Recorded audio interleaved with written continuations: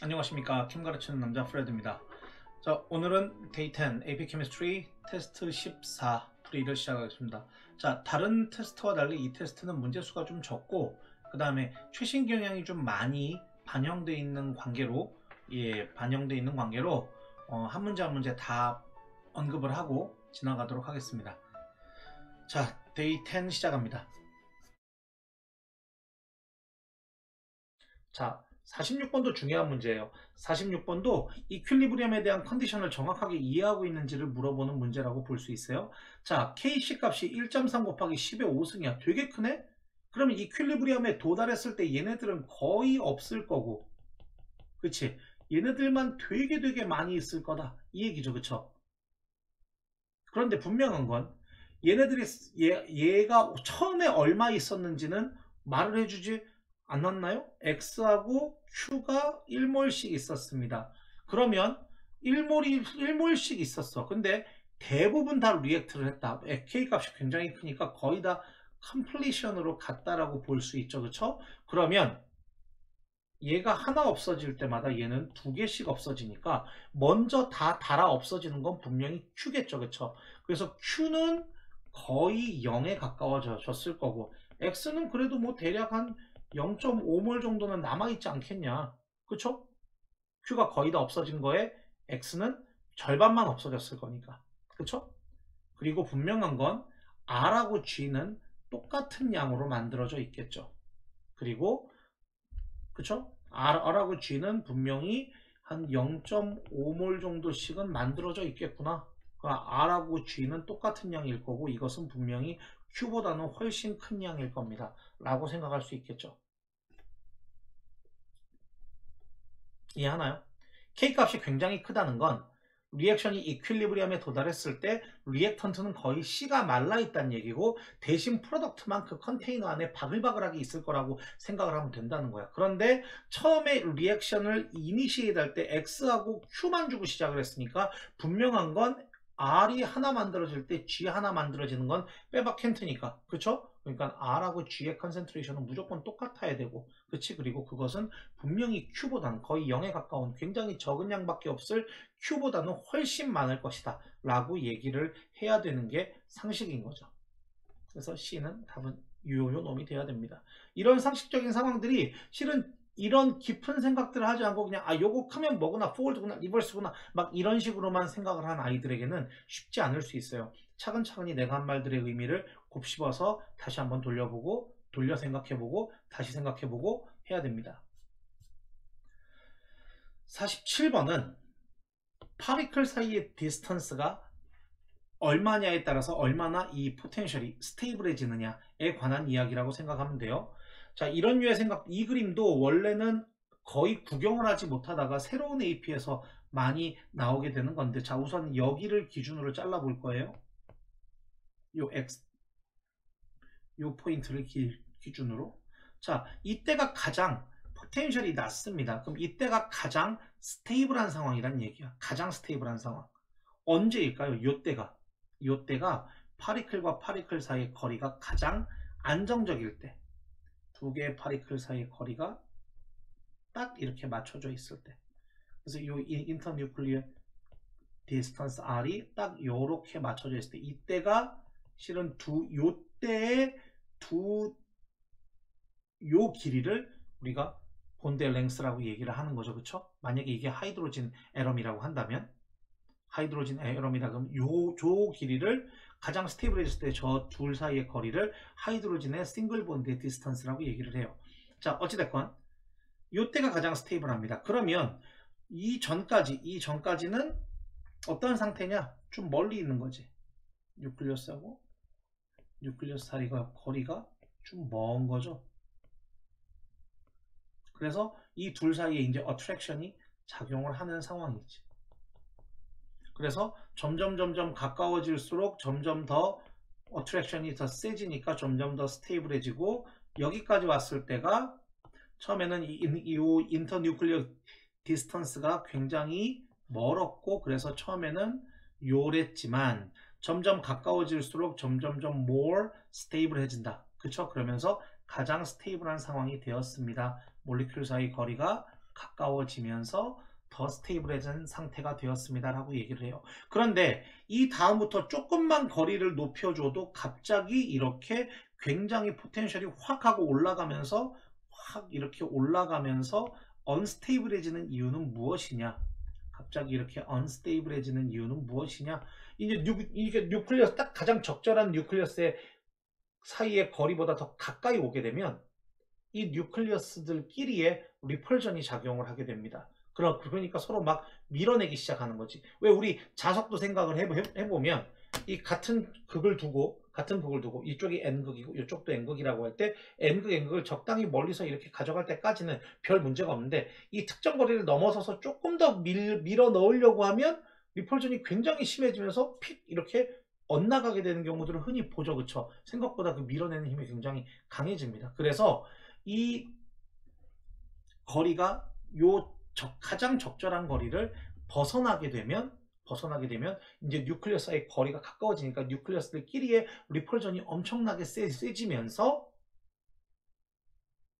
굉장히 언스테이블해지는 거다 라고 얘기를 해요. 그래서 이쪽은 요 적정거리 오기 바로 전까지는 어트랙션이 우세하다.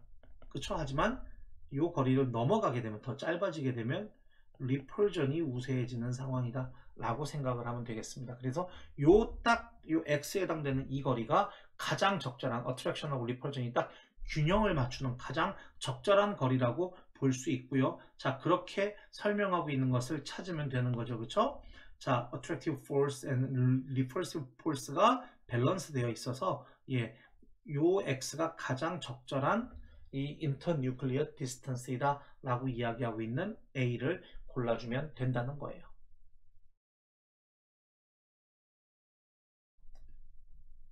자, 이제 7번 문제입니다. 7번 문제는 보면 마음이 좀 편해지는 거죠. 자, 역시 cis-2-butene, trans-2-butene 이런 혀를 깨물었네. 시스트랜스 아이소멀리즘 같은 건 안 배웠잖아. 그리고 이거는 실은 우리가 AP에서 올게닉을 다룬다고는 하지만 시스트랜스 아이소멀리즘까지는 보통 건드리지 않습니다. 요거는 보통 이제 대학 가서 이제 제너럴 캠 정도로 하면 배우게 되는 것들이고 뭐 이런 부분은 크게 중요한 건 아니고 그냥 이 둘은 그냥 얘가 리액턴트고 얘가 프로덕트다 이것만 보고 지나가면 돼요. 그러니까 쫄지만 않으면 된다는 거지. 역시 저 시스2가 뭐야 트랜스2가 뭐야 큰일 났네 이렇게 쫄지만 않으면 된다는 거다. 그래서 쫄지 않는 마음이 굉장히 중요하다. 자, 그 다음에 아이소멀리즘, 자 해프라이프가 이렇게 쭈루룩 써 있다고 합니다. 저 어디 볼까요? 해프라이프 캐덜라이즈드 아이소멀라이제이션이 represented above. 그쵸? 근데 해프라이프란 말은 지금 왜 한 거죠? 지금 트라이얼 넘버 1 이니셜 컨센트레이션 이거 여기 해프라이프들을 다 여기다 적어놨네요. 그쵸? 트라이얼 지금 볼륨 템퍼러처 이렇게 다 세팅을 했을 때 자 이니셜 cis2-butene의 프레셔가 300에서 600으로 늘어나도 해프라이프는 안 변하죠. 그쵸? 원래 해프라이프는 리액턴트의 어마운트랑 상관없이 그 어마운트가 딱 기본 프랙션 딱 절반으로 줄어드는데 걸리는 시간이고 100개가 50개로 줄어드는데 걸리는 시간이 만약에 1시간이라고 하면 50개가 25개로 줄어드는데 걸리는 시간도 똑같이 1시간이니까 그 프랙션 딱 비율만큼 절반의 비율만큼으로 줄어드는데 걸리는 시간이니까 어마운트랑은 상관이 없습니다. 1000개가 500개로 줄어드는데 걸리는 시간도 똑같아야 되죠. 그쵸? 어찌됐건 그래서 이 이니셜 프레셔가 2배가 늘어났다. 리액턴트를 2배 더 많이 넣어줬어도 해프라이프는 당연히 안 변해야 되죠. 나머지 모든 컨디션이 다 똑같다면. 그쵸?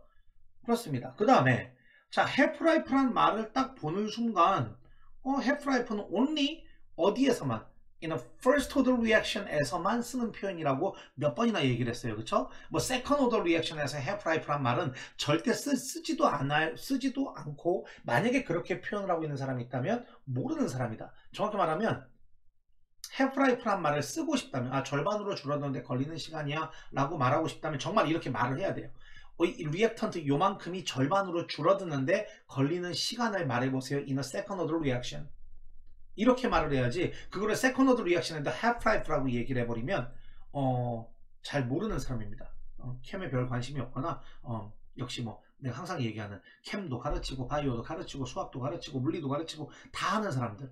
그래서 얕게 그냥 고작 이 문제만 풀어줄 수 있는 사람들이 흔히 할 수 있는 실수라고 봐집니다. 자, 어찌됐건 half-life란 말이 보였으니까 이 리액션은 당연히 first order예요. 자, 이게 왜 first order냐 라고 물어보면 모든 리액션들에 다 half-life가 있지 않느냐. half-life가 있다는 건 기본적으로 이 리액션이 first order 리액션이라는 거다. 이렇게 얘기를 하면 돼요. 그리고 자, 트라이얼 넘버 1, 2를 비교해 봐라. 봐봐, 리액턴트의 어마운트, 게스 어마운트가 2배가 늘어났지만, 그래서 프레셔가 2배가 되었지만 half-life는 역시 똑같지 않느냐? 이거 first order 리액션 맞다? 이렇게만 얘기해 줘도 훌륭합니다. 왜냐면 first order 리액션이란, 아니 half-life란 말은 오직 first order 리액션에서만 쓰는 표현이니까. 그러니까 요 시스트뷰틴이 리액턴트고요. 이 리액턴트의 오더가 first니까 레이드러가 바로 만들어지겠죠. 그렇죠? 레이드 equals 어떻게 됩니까? K 곱하기 cis2 butene to the first. 이렇게 쓰면 끝나죠. 자, first는 물론 생략하고 안 써도 상관없는 거겠죠. 그렇죠? 생략을 한다는 건 기본적으로 나온다는 이야기니까. 자, 그 다음에 레이트 컨스탄트 K를 구하라고 하네요. 그렇죠? 저 K를 구하기 위해서 이 식을 쓰는 것은 좋은 방식이 아니에요. 레이트 이퀄스 K 곱하기 이거 여기서 이걸 K에 관해서 정리해서 K는 해서 막 이렇게 구하는 방식. K는 cis2 butene 분의 레이트 이렇게 구하고 싶은데 엄마야 레이트이 없는데? 레이트이 없잖아. 어떻게 구해? 그럼 이걸로는 구할 수 없다는 얘기지? 없는데? 어떻게 구하지? 이럴 때 떠올라야 되는 게 있죠. 자, 여기 이퀘이션 시트에도 있어요. 이퀘이션 시트에도 half-life에 관한 키네틱에 관련된 half-life식이 써있죠. 요 식. 앞으로 가보세요. 앞으로 가보면 요 식이 딱 보일 겁니다. 자, 이거 원래는 어떻게 써 있어야 되는 거야? T분의 1은 어떻게 구합니까? K분의 ln2 이거죠. 그쵸? 근데 그 ln2의 밸류가 계산기에 집어넣어 보면 0.693 정도가 나오거든.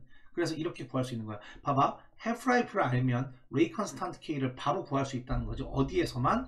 first order reaction에서만. 그쵸? first order reaction에서만 half-life라는 컨셉이 있는 거니까. 자, 그러면 이걸 가지고 정리를 해보면 이 문제는 쉽게 풀어지는 부분이겠지. 그쵸?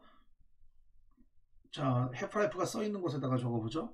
자, T2분의 1은 K분의 0.693 그러니까 레이트 컨스탄트 K는 half-life 분의 0.693 그쵸? 자, 그래서 half-life를 뭘 집어넣어?